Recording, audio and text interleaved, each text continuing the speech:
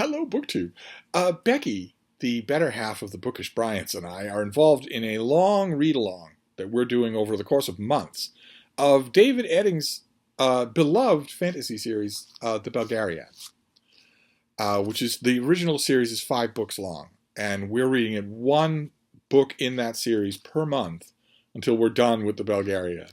And the idea of the read-along was Becky's, and it brought a big warm smile to her face because she cut her reading teeth on these books. I think she says they were the first semi-adult books that she ever read, and that she read it and loved them. Read these books and loved them. And she makes a point, and she's entirely right, that is shared by thousands and thousands of readers. You scratch a reader of adult fantasy today who's of a certain age, chances are likely that they cut their reading teeth on the Belgariad. Not on Lord of the Rings. That they started epic fantasy with the Belgariad and maybe later moved on to Lord of the Rings. Now, I don't know a single... that's happened to me. I've done that many, many times. And I don't know a single time when I've done that when the reader of epic fantasy hasn't immediately said, well, Lord of the Rings is much better. They completely acknowledge that. But there's that particular sentimental smile when they talk about the Belgariad because it was first. And they fell in love with it. So Becky had the idea to revisit this thing. It was a gamble on her part because she might not have liked it. and I horned my way in to go along with the Belgariadpocalypse. We're reading the first book. We read the first book in March, and that was Pawn of Prophecy, Volume 1 in the series. And this is a completely standard fantasy story. It was intentionally designed to be that way by its author, David Eddings, saw the success of Lord of the Rings in bookstores and thought, basically, I can do that. So he set out to tell a very standard fantasy story. There is a magical MacGuffin. The peril of the world rests on whether or not it is in the right hands. There are wizards, an order of wizards who are separate from humanity, immortal, and whose job it is to safeguard or retrieve that MacGuffin when it falls into the wrong hands, and so on and so forth. There are mystical lands. There are far-flung peoples, all of whom have communal personal habits, personal traits, and whatnot. There are mystical beings. There's a great deal of stress put on covering geography on foot, and on top of that, there is a Frodo figure. There is a local. The farm boy is basically what the stereotype has boiled down to recently, since it's been aped so many times. There's a literal farm boy named Garyon, who is just a teenage boy, who seems completely normal, except that as we learn a little bit more about him in this first book, we learn that he has always been shadowed by a dark figure on horseback, who no one else ever seems to see this figure, and this figure always seems to turn up when Garyon is in danger. When he's trapped under the water of a local pond and may drown, when he's wherever. Garyon is fairly certain this figure is not a figure of his imagination, but we are told at the beginning of this book that the gods of this world created that MacGuffin, and one of the gods has gone rogue. And the gods smile with favor on the order of wizards, who are led by a figure named Belgarath, the wolf. And he has a whole bunch. There are a bunch of other wizards, including Polgara, a female assistant of his, a daughter of his. And we learn that in a throat-clearing mythological prologue to this book. David Eddings doesn't dole out his mythology piecemeal like in Lord of the Rings. Instead, he just gives it to you in a block at the beginning. So there's a lot of names to keep in your head at the beginning, and then the story shifts to Garyon's story on the farm, where one of his guardians is Aunt Paul. Won't take a reader long. Aunt Paul is often visited by a vagabond wizard type figure named Wolf, Old Wolf, Mr. Wolf, and it doesn't take the reader long to figure out that Belgarath and Polgara are guarding Garyon for some reason. And it's easy to figure out what that reason is if you pay attention or go back and reread the mythology beginning of the book. It's easy to figure out that Garyon is a kind of chosen one. This is Luke Skywalker, Frodo Baggins. This is Farm Boy is the chosen one. Is the linchpin that forces good and evil are suddenly either protecting or hunting. In the case of Aunt Paul and Mr. Wolf, it's protecting. They are protecting Garyon, even once he has to leave the village, even once they are aware they are chasing a stolen MacGuffin, and they need him along to protect him because they can't leave him behind. His place is known, so he needs to be under their guidance. So they gather together a group of people. There's Garyon, who's useless and who's constantly told that by Aunt Paul, who's never willing to explain anything to him about anything. Even after it's long since clear that she should, she still isn't doing that. It's hard to avoid the impression that it's just authorly laziness on the part of David Eddings. Mr. Wolf goes along, so does the village blacksmith. For some reason, he has no reason to do it. He's a useless figure. He's just an ordinary guy. I guess you need a figure like that much in the way that you would need Merry or Pippin, because you don't just need a character to give exposition in large dumps. You also need a character to receive exposition in large dumps. You need a character who doesn't know anything. And Eddings has already established that Garyon can't be that character because he's being deliberately kept in the dark about all of this. So somebody else has to learn all the stuff that we need to learn. And there are a couple of other characters who come along who come from, they're hiding their identities Strider style, and they have quasi-royal backgrounds, Strider style, that will come out in the course of this story, where the characters are on the road and they are being pursued and they are also pursuing, and eventually they are waylaid by someone who knows who they are and reveres Wolf, Mr. Wolf, who is the sorcerer Belgariad, who's thousands and thousands of years old.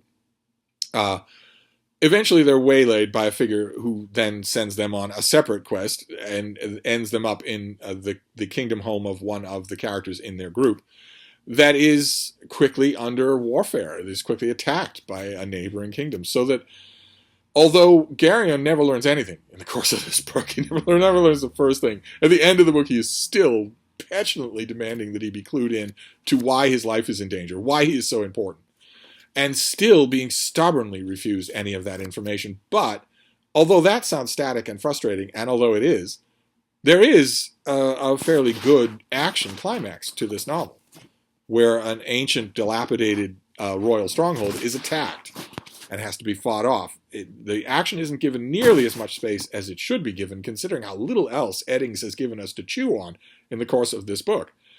But at least it happens. And when it concludes, the novel concludes. Our characters are on the road again for another part of their quest, in search of a MacGuffin, and also in being pursued by people who are searching for MacGuffins. And I noticed when I read this when it first came out, it had my Garyon is much truer to the character than the Garyon on the dumb cover of the American paperback. But I read it when it first came out. I was hungry for epic fantasy, so I gave it a try. And when I read it the first time, 40, 50 years ago, whenever it first came out, all I noticed were the negatives, the drawbacks. How the cod biblical phrasings in the philosophical throat clearing at the beginning are clearly meant to sound Tolkien-esque, but Tolkien could do it, and Eddings can't. So that even right away at the beginning, the opening is terrible. And there are also logical holes that you could drive a camel through in the beginning of that, in that mythological beginning. And the writing itself is not good. Wording is repeated endlessly. The adjectives that Eddings used are always the very first one to hand. There's almost no good imagery. There's almost no good imagery in the course of the book. Sometimes the wording is simply wrong. A favorite example of mine is when we're told that whales in the ocean are broaching, which isn't true. Unless the whales have summoned you out of the kitchen table to give you their coming out story. They're not broaching anything, they're breaching. but in addition to that, there's the frustration with Garyon, who's a character who's a fly in amber. He's just not allowed to do anything or be anything in the course of this book, which makes the teaser for the second book hilarious. Because the teaser for the second book, at the end of this book, is, will Garyon come to terms with his mystical powers? And every reader is saying, what mystical powers? He hasn't shown any mystical powers. Thanks a lot for spoiling the second book. And in addition to that, it's lopsided. It's so clearly the first book in a series that you have to go in completely ready for that. There is virtually no storytelling satisfaction in this first book. Virtually none. It's all set up. And you know that from very early on. Mainly, you can tell it from the lavish amounts of time and space that are given to obvious trifles. You know that if that's the case, this cannot be a self-contained book, and it isn't. It isn't. And that really bothered me the first time that I read it. But I read it this second time, and I confess this is a BookTube type thing. It's a BookTube phenomenon. But I read it this second time knowing Becky and knowing how much this meant to her. And it's going to sound dumb, but that affected my reading. I read this more affectionately. I went at it with a little bit more forbearance, especially keeping in mind what I didn't keep in mind the first time, but which Becky points out, and it's definitely true, that this is in large part YA. YA as a kind of fantasy genre commanding millions of readers and who knows how many big BookTube channels didn't really exist when this was happening. And or it was only in the fringe thing. It hadn't been brought into the mega selling realm that Harry Potter would do, and many, many series have done since then. But if you think of it that way, it helps a lot. And I read it this way, thinking not only of how much Becky loved this book and how much it affected her reading, but also of some of the things that she said about it, which is, it is obviously the first setup book in a series. You have to read it that way. It's also, in its spirit and a lot of its limitations, it is YA. Okay. I read it again this time, and oh my. I noticed all the flaws that I noticed the first time, but the one thing I noticed most of all in this read-along of Pawn of Prophecy was that Eddings really knows how to tell a story. It's his own way of doing it. It's very, very idiosyncratic, surely on purely formalistic, stylistic grounds. I can say that it's lopsided, that it's uneven, but you don't ever want to stop reading. I completely forgot that. I had to search my memories of the first time I read this book. And when I did, I realized, no, even the first time I read it, even though it was annoying me, I did not ever want to stop reading. Never. That's a gift. That's not nothing. That's not nothing at all. In fact, that's not even true of Tolkien. Need I remind you of the endless Sam and Frodo scenes? But it's definitely true in this book. You don't want to stop reading. You want to go right on to the next book. So that's my report on Pawn of Prophecy for the Belgariadpocalypse. I'm gonna try and twist Becky's arm into talking a little bit more about this in a Zoom call. I think that'd be a lot of fun. But in the meantime, we're going to move on. So we did that for March, and now it's April. So in April, we are going to read Queen of Sorcery, which is book 2 in the Belgariad.